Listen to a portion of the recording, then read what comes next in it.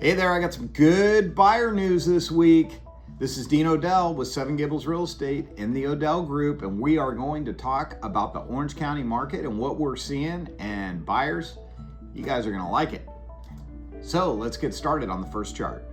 Okay, so looking at today's active listing inventory, 3,426 homes for sale in Orange County. 2 weeks ago, it was a little bit less at 3,371, and look at the increase from last year, 2,475. So that's almost another 1,000 homes. And if you look at that 3-year average, you can see that we're still about half, but a little bit more than half now. So we are gaining some ground here to get back to the normal levels prior to COVID. So we are that purple line. You can check that out. You can see this time of year, a lot of times the inventory does flatten out. So we still had a slight increase, a little bit different than the previous years. Okay, so let's look at demand. Today, 1,530 homes, just one home less than 2 weeks ago at 1,531. You could see last year we actually had more sales, 50 more sales, and the 3-year average prior to COVID was 2,620 homes. So again, we are the purple line. You could see it's fairly flat. Now, what's interesting about this is we've been waiting to see what will happen when inventory increases. Are we going to get more buyers there to come out because inventory's increased? Well, that didn't work. If we go back the last few Tustin Talks, we can see we just keep getting more and more inventory, but that buyer number, the demand, continues to stay the same. There's been some changes this week in interest rates, so we're going to see if that's going to create some demand by the time we report next time. Now, let's move ahead to Orange County expected marketing time, and you're gonna see not too much difference there. Today, 2 weeks ago, only a 1-day difference. Last year, we're still 20 days slower than last year, and still about 11 days faster than prior to COVID. So what I take from looking at these charts is we are just headed back to a normal market. We are normalizing here, depending on where this inventory goes. So let's continue to the next one. Okay, now this is a special chart today, and this is trying to explain to buyers the cost of waiting, because here's what's happened. Rates have come down. If you remember, they hit 8% this year, and now they're down to like 6.25%, 6.5%. For demonstration purposes, this is at 6.5%, showing if you bought $1 million home today and you put 20% down, that would be your payment, $5,057.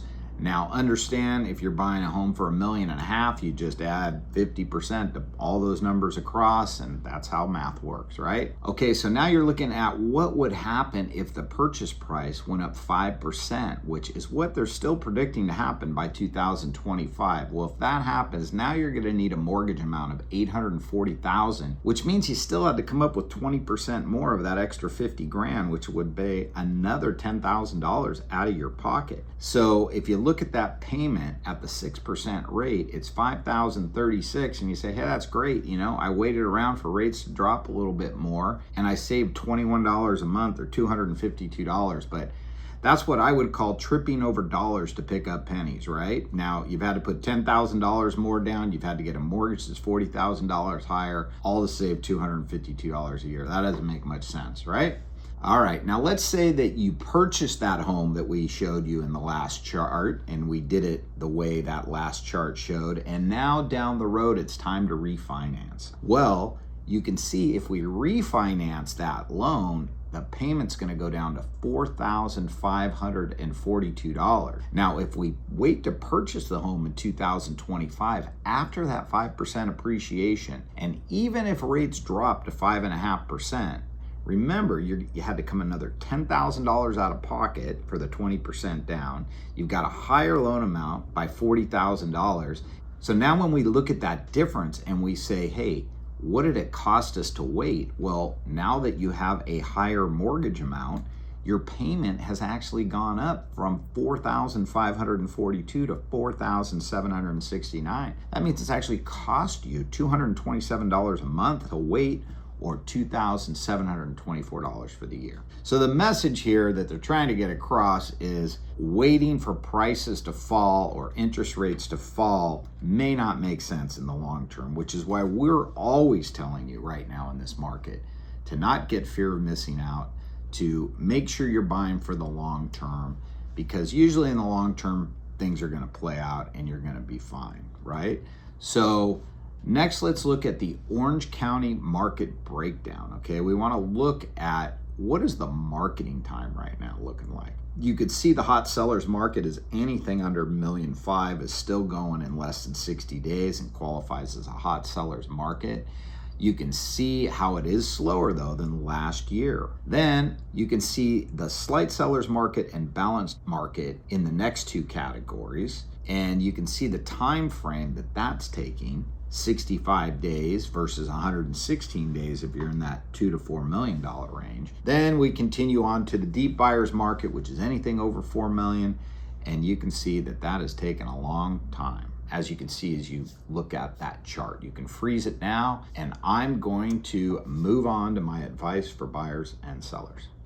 Okay, buyers, I told you that I had good news for you, and you can see that the market is slowly changing in your favor. Now, what else is going on that is interesting for you guys is, and maybe you want to Google this and figure out what it is if you haven't heard of it, because I'm not going to explain it all today, but you have the new National Association of Realtors settlement with the Department of Justice taking effect on August 17th. And what does that mean? That means after August 13th, the commissions, the offer of compensation is going away from the seller. Now, why is this good news to you? Well, this is good news to you because now you are controlling the relationship that you have with the buyer. You're not having to worry like, hey, is this guy really representing me? I'm not paying him. This other guy's paying him. If he's paying him, is he working for that guy or is he working for me, right? So there's a lot of confusion about that. So what we are transitioning to right now is that you will be required to have a buyer agreement signed if you are having representation to purchase property. The seller's agent will have their listing agreement like they always do, right? But you will at least have the security to know, and you've heard me say it a zillion times here, the best thing you can have is an agent for the buyer and an agent for the seller. Having one agent represent both buyer and seller makes absolutely no sense logically, right? I mean, it's like walking into a courtroom and you're the plaintiff, and your guy gets up, your attorney gets up, he makes arguments for you, says why, this, why that. And then as soon as he rests, he sits down, stands back up, walks over to the defendant's side of the courtroom, and now starts defending him, right?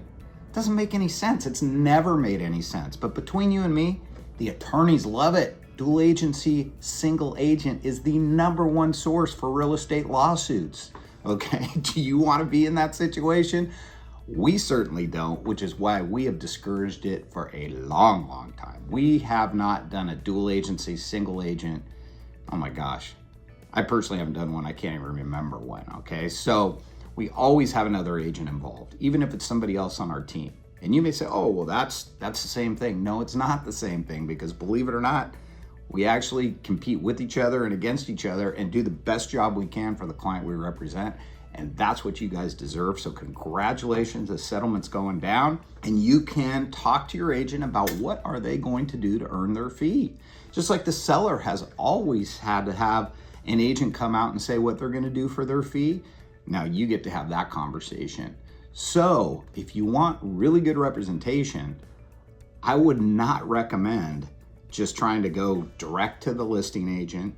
I would not recommend just going to anybody with a real estate license. This is where you really have the opportunity to have some expertise in your corner, and there's different ways for that compensation to happen. So if you want to inquire about that, just call us. We'll explain what those choices are that you can make, and enjoy this market because it's finally starting to turn towards your favor, okay? Still in favor of the sellers, but not nearly as much as it once was, right? So we're returning back to normal, okay? Now, my advice for sellers, I know this is a long one, I apologize, but sellers, now's the time to get really serious, okay? Look around, notice that houses are sitting without selling. There's certain price ranges that are moving better than others, but especially the upper end is sitting. So you don't need that to happen with you. You don't want that to happen with you. So to eliminate that risk, make sure you're working with someone who actually understands what it's like to work in a normal market. Whether you guys realize this or not, there's a true statistic in this business that's 88% of the people are out within 5 years, okay? I've personally been in 35 years. I don't think anybody on my team has been in it much less than 10 to 15 years, okay? So we are a very experienced team. We'd love to help you guys. Give us a call, subscribe to this, and you will get this every 2 weeks, and we will see you on the next one. Talk to you soon. Bye-bye.